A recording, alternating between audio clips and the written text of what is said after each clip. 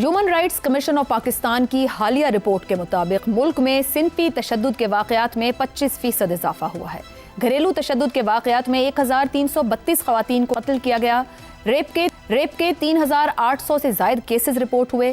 2500 سے زائد خواتین کو سائبر ہراسگی کا سامنا کرنا پڑا، جبکہ 470 خواتین غیرت کے نام پر قتل کر دی گئیں۔ یہ یاد رہے کہ یہ صرف رپورٹڈ نمبرز ہیں۔ اس تناظر میں عالمی سطح پر بھی ہمارا بدترین صورتحال یا نمبر دکھائی دیتے ہیں۔ عالمی جینڈر گیپ انڈیکس میں پاکستان 148 ممالک میں سے 145ویں نمبر پر رہا، جبکہ ورلڈ اکنامک فورم کی گلوبل جینڈر گیپ رپورٹ 2025 کے مطابق پاکستان 148 ممالک میں سے 148ویں یعنی آخری نمبر پر رہا، جہاں جینڈر برابری کی شرح صرف 56% ریکارڈ کی گئی۔ اس فہرست میں Pakistan Sudan, Chad, Congo, Niger اور الجیریا جیسے ممالک سے بھی نیچے ہے۔ یہ نہ صرف ایک انتہائی کمزور کارکردگی ہے، بلکہ اس بات کی بھی نشاندہی کرتی ہے کہ خواتین اور مردوں کے درمیان مواقع اور وسائل کی تقسیم میں نمایاں عدم توازن موجود ہے، جو وقت کے ساتھ کم ہونے کے بجائے بڑھ رہا ہے۔ جینڈر گیپ دراصل ایک جامع پیمانہ ہے جو 4 اہم شعبوں جس میں صحت، معاشی شرکت اور سیاسی نمائندگی ہے، اس میں خواتین اور مردوں کے درمیان فرق کو جانچتا ہے۔ یہ صرف عددی فرق نہیں بلکہ ایک ساختی مسئلہ ہے، جہاں ادارہ جاتی، سماجی و معاشی رکاوٹیں خواتین کی شمولیت میں حائل رہتی ہیں۔ صنفی برابری کی اہمیت محض سماجی انصاف تک محدود نہیں بلکہ یہ معاشی ترقی اور پائیدار استحکام سے بھی جڑی ہوئی ہے۔ جب خواتین کو تعلیم، صحت، روزگار اور لیڈرشپ کے مساوی مواقع ملتے ہیں تو معیشت کا پہیہ بھی اتنی ہی تیزی سے چلتا ہے، جس سے سماجی و معاشی استحکام بڑھتا ہے۔ بنگلہ دیش اس کی ایک نمایاں مثال ہے، جہاں خواتین کی بڑھتی ہوئی معاشی شمولیت نے ٹیکسٹائل انڈسٹری اور مائکرو فائنانس کے شعبوں میں نمایاں ترقی کو ممکن بنایا ہے۔ صرف اس کی آبادی کنٹرول ہوئی بلکہ معاشی ترقی کے راستے بھی کھلے۔ ایسے میں سوال یہ ہے کہ کب تک پاکستان جینڈر گیپ کو محض ایک سماجی مسئلہ سمجھ کر نظر انداز کرنے کے بجائے اسے ایک سنجیدہ معاشی اور پالیسی چیلنج کے طور پر لے گا۔ اسی موضوع کو جاننے کی کوشش کرتے ہیں۔ پینل کے لیے سوال: جینڈر گیپ انڈیکس میں پاکستان کا بدترین درجہ اور صنفی تشدد میں مسلسل اضافہ، HRCP بطور معاشرہ کیوں معاشی اور سماجی ترقی میں خواتین کی شمولیت ترجیح نہیں؟ عامر صاحب۔ بہت مجھے حیرانگی ہوتی اگر اس رپورٹ کے نتائج جو ہے نا وہ مختلف ہوتے، کیونکہ ایک ایسے وقت جبکہ ایک ایسے معاشرے کی ایک خاتون جس کو یہاں پر تو وہ ایک کفر پر مبنی معاشرہ سمجھا جاتا ہے، اس معاشرے کی خاتون جب چاند کے گرد چکر لگا رہی تھی نا، تو ہمارے ایک بہت جید صحافی جو ہے وہ سوشل میڈیا کے ذریعے حکومت سے اس بات کی شکایت لگا رہے تھے کہ جمز کے اندر مردوں اور عورتوں کے اوقات جو ہیں وہ فرق ہونا چاہیے۔ یعنی کہ ہمارا یہ حال ہو گیا ہے عائشہ کہ ہم کسی خاتون کو اپنی صحت کا خیال رکھتے ہوئے بھی نہیں دیکھ سکتے نا۔ آپ تو چھوڑیں، وہ تو بڑی بڑی باتیں ہیں کہ معاشی ترقی میں ان کو سامنے آنا چاہیے اور یہ کرنا چاہیے اور وہ کرنا چاہیے۔ اینڈ اب آپ اس کو صرف سوشل میڈیا کو بھی اس کا ذمہ دار نہیں ٹھہرا سکتے ہیں کہ آپ کو ہمیں اچھی طرح سے پتہ ہے کہ اس طرح کی آوازیں ہمارے مین سٹریم میڈیا پہ، سوشل میڈیا کے منظر عام پر آنے سے بہت پہلے اس طرح کی آوازیں ہمارے مین سٹریم میڈیا کی طرف آتی ہیں۔ تو یہ جو ایٹیچیوڈ ہے نا جی، یہ اس کو بدلنا جو ہے، اس کے لیے یہ جو ہم نے زبردست لیڈرشپ دکھائی ہے نا ایران اور امریکہ کے جنگ کے معاملے کے اوپر، آئی ٹیل یو وہ شاید اتنا بڑا چیلنج نہ ہو، بہت ہی مشکل کام تھا نا، کوئی دنیا میں اور اس کے اندر چھلانگ لگانے کو تیار نہیں تھا، کوئی اپنا ہاتھ ڈالنے کو تیار نہیں تھا، لیکن پاکستان نے ہمت اور بہادری دکھائی کہ اس کے اندر گھس گیا۔ انتہائی مشکل کام تھا، لیکن میرے خیال میں اس سے کہیں زیادہ مشکل جو ہے وہ یہ اس سوچ کو بدلنا ہے جس کی وجہ سے ہم اپنی آدھی انٹلیکچوئل ریسورس، آدھی ہیومن ریسورس، آدھی پروڈکٹیو پاور جو ہے، ہم اس کا فائدہ ہی بطور ایک معاشرے کا نہیں اٹھا رہے، جبکہ ہمیں اس کی شدید ترین ضرورت ہے۔ اور اسی وجہ سے عائشہ میں سمجھتا ہوں کہ جب باہر سے پاکستان کے بارے میں کوئی بات کرتا ہوگا یا اس کو سوچتا ہوگا تو وہ یہ کہتا ہوگا نا کہ ٹھیک ہے جی، آپ بن جائیں ایٹمی طاقت، آپ کرا لیں ایران اور امریکہ کے اندر صلح۔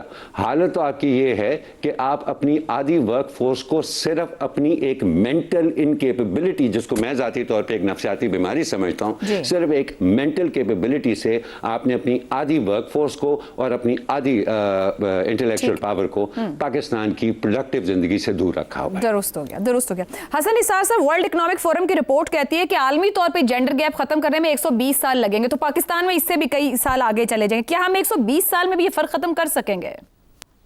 آپ 1000 سال میں بھی نہیں کر سکیں گے۔ اس کی وجہ ہے جس بدنصیب معاشرے کی بنیادیں ہی ایسی بکواس پہ ہوں، जीन्स में घुस गई हूं कि औरत तो पांव की जूती है। बाप बेटी को कहे जिस घर में तेरी डोली जा रही है वहां से तेरा जनाजा ही निकल। अच्छा, बहनें कहें मेरा जिंदा रवे भाई, मेरी गली गली पर जाई। अरे होश करो। अच्छा, और हम वो बदनसी उलमा गिने नहीं जाते इस मुल्क के, माफ करना, उलमा गिने नहीं जाते, अल्लाह में गिने नहीं जाते। हम आज तक 4 शादियों को भी रीडिफाइन नहीं कर सके। आपके लिए भी ये शॉकिंग होगा, आई एम 100% श्योर। मोमिन की याद रखना, एक पहचान ये है कि वो जिस अहद में जिंदा होता है उसके तकाजों को समझता है और एड्रेस करता है। अच्छा, ये 4 शादियां क्यों हैं? वो एक खूनखार कबायली माशरा था इस्लाम की आमद से पहले।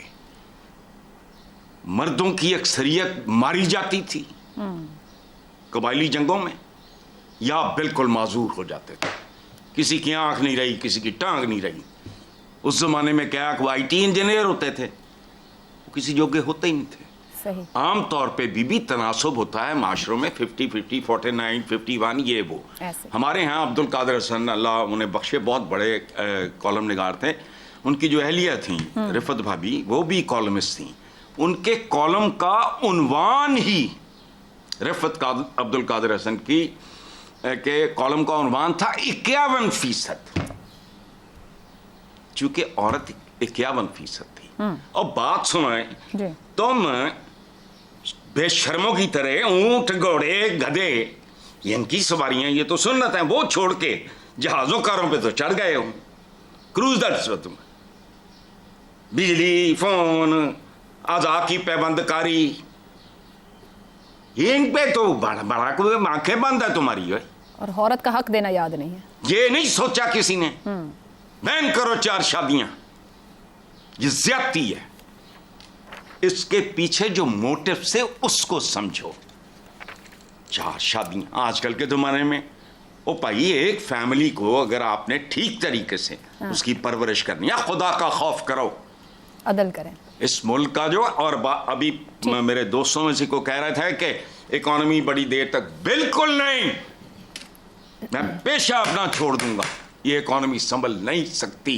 दुरुस्त, ठीक। ये स्नो बॉलिंग शुरू हो गई है इसकी। ठीक। ढलवान से गाड़ी पहले सुन लो उतर रही है, ब्रेकें फेल हो चुकी हैं, हैंड ब्रेक की जवाब दे चुकी है। अब जबकि अगर निज़ाम में आपने जौहरी, अमूदी और उफ़की, अमूदी और जौहरी तब्दीलियां, बुनियादी तब्दीलियां ना लाएं, तो आपके इक्तिसादी जवाल का रिवर्स नामुमकिन। ठीक हो गया। आबादी देखो।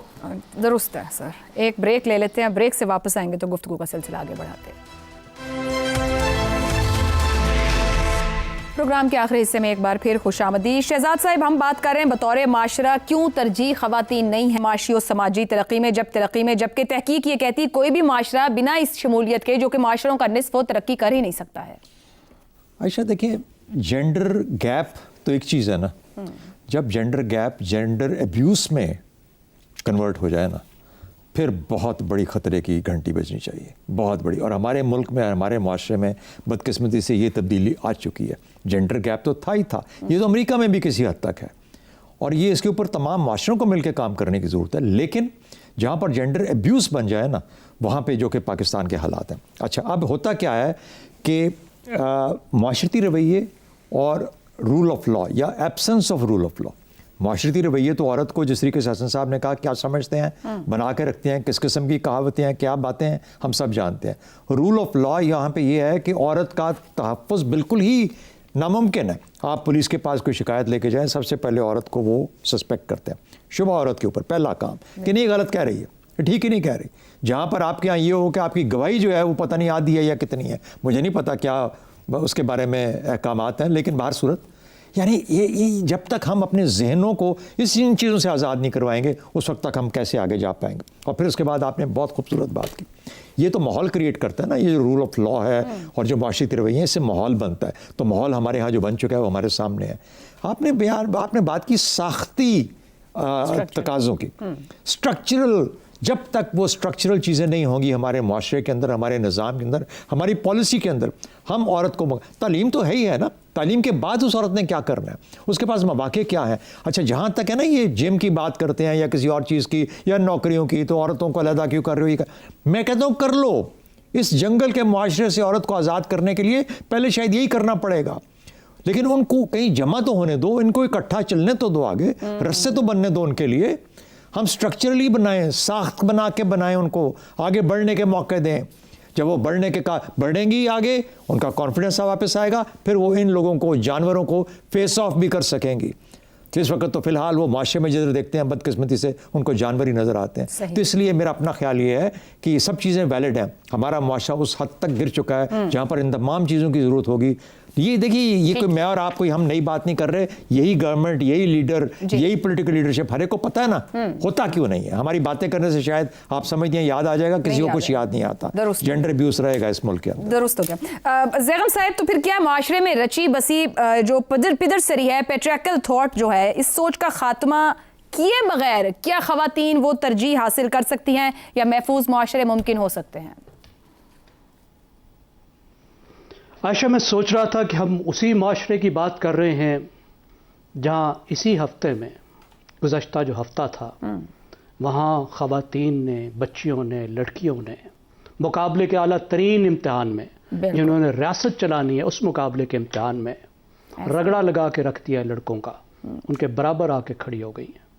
ये वही माशरा है जिसकी आला तालीम के इदारों में लड़कों के लिए मुश्किल हो गया दाखिला लेना। लड़कियां एज आउट कर रही हैं, दगेल के बाहर कर रही हैं बेहतरीन डिपार्टमेंट से। जहां आप जैसी ख़वातीन इस तरह के शो करती हैं, जहां बेहतरीन सियासतदान हैं, जो बेनज़ीर जैसे सियासतदान होती हैं, जहां पहली खातून वज़ीर आज़म, हम उसी माशरे की बात कर रहे हैं। तो यहाँ से नज़र आते हैं हमें दो पाकिस्तान। हम गरीब औरत की बात कर रहे हैं, अगर हम गौर से देखें तो, कि वो आधी आबादी जहाँ पे मर्द का वो रगड़ा लगा हुआ है कि वो जूते खा रहा है, उसके पास कुछ भी नहीं है। ज़ैगम साहब, थोड़ा सा इसमें ऐड कर लें, ये जो आपने ख़वातीन की है ना, ये वो सुराख है जिससे इतनी सी छन के निकल आई हैं, वरना वो जो आप जो कह रहे हैं ना, आगे भी पहुंचेंगी एडमिनिस्ट्रेटिवली भी, उनको क्या कुछ पेश आएगा, हमारे जैसे भी जो बैठे हैं, हमें इक्वल वेजेस पे नहीं हम खड़े होंगे। सो ये जो गैप है ये बहुत ही वसी है। मैं आपसे इत्तफाक और इख्तलाफ दोनों कर रहा हूँ। मैं मिडिल क्लास और अपर क्लास की ख़वातीन के साथ होने वाली ज़्यादतियों से इख्तलाफ नहीं करता, लेकिन सोशल साइंसेज में एक चीज़ होती है इंटरसेक्शनैलिटी, जिसका मतलब होता है कि जब दो जुल्म, दो सितम, दो कमज़ोरियाँ इकट्ठे हो जाती हैं। जो चीज़ें आप बता रही हैं, क्या ये अमेरिका में नहीं होती? क्या अमेरिका में ख़वातीन की और मर्दों की इसमें फ़र्क नहीं होता सैलरी में? जो मुश्किलात आपकी हैं, जो अपर मिडिल क्लास की हैं, मिडिल क्लास की हैं, अपर क्लास की हैं, वो पूरी दुनिया की हैं।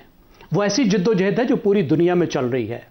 लेकिन हम जिस लेवल की बात कर रहे हैं, जिस गैर इंसानी सलूक की बात कर रहे हैं, वो गरीब औरत की बात है। इस इंटरसेक्शनलिटी को अगर हम इग्नोर करेंगे तो फिर इसका मतलब है हम इस मसले को ना समझ सकेंगे, ना इस मसले को एड्रेस कर सकेंगे, क्योंकि यहाँ पे जेंडर और क्लास मिल जाते हैं। जब तक हम क्लास को इग्नोर करेंगे, ठीक, देखिए, आप में और आपकी मासी में बहुत फ़र्क है। मैं आपसे मुराद अपने खातून, अपने घर की ख़वातीन की भी बात कर रहा हूँ। सर, वो इंडिविजुअल केसेस हो जाएंगे ना फिर बतौर माशरा। ज़ैगम साहब, मैं उस थॉट प्रोसेस की बात कर रही हूँ जो एक पेट्रियार्कल सोच रखता है, जो औरत को एक फ़र्द के तौर पर ट्रीट नहीं करता है। जी, दोनों बातें हैं। देखिए, दो बातें हैं। एक बात तो ये है कि जो रियासत है और उसने जो स्टेट बनाई है वो ख़वातीन के लिए बनी ही नहीं है। दुरुस्त। पहली बात, मिसाल के तौर पर अगर खातून घर से निकलती है तो आप मुझे बताइए, क्या शहर में टॉयलेट होते हैं जहां उसकी बुनियादी ज़रूरत का केयर किया गया हो? ठीक हो गया। अगर आप गाड़ी पर हैं तो फिर तो सहूलत है। अगर आप पैदल हैं तो आप मुझे बताइए, खातून के लिए ज़िंदगी कितनी मुश्किल है। बाहर निकल कर मईशत में हिस्सा लेना, ज़िंदगी में हिस्सा लेना कितना मुश्किल है।